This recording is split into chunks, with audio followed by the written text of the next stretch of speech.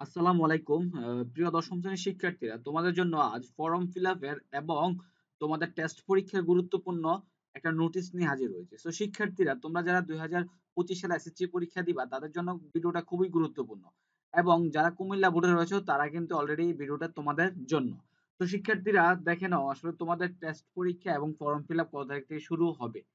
তো শিক্ষার্থীরা, তোমরা যারা নতুন রয়েছে অবশ্যই আমার ইউটিউব চ্যানেলটা সাবস্ক্রাইব করে রাখবা, কারণ আমি শিক্ষা সংক্রান্ত তথ্যগুলা নোটিশগুলো চেষ্টা করি সবার আগে আপলোড করার জন্য। চলো একটু দেখে নেই তোমাদের বিস্তারিত।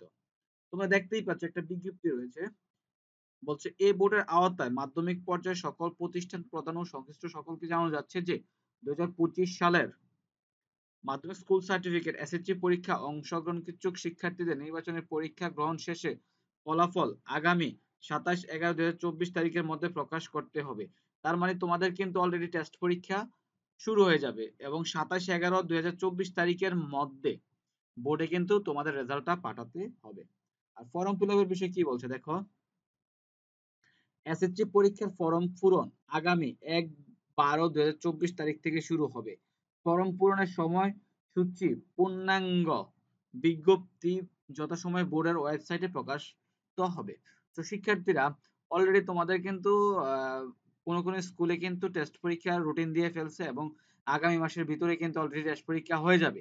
তো সেক্ষেত্রে তোমরা ভালো করে প্রিপারেশন নাও। আর ডিসেম্বরের 1 ডিসেম্বর থেকে কিন্তু অলরেডি তোমাদের ফর্ম ফিল আপ শুরু হয়ে যাবে।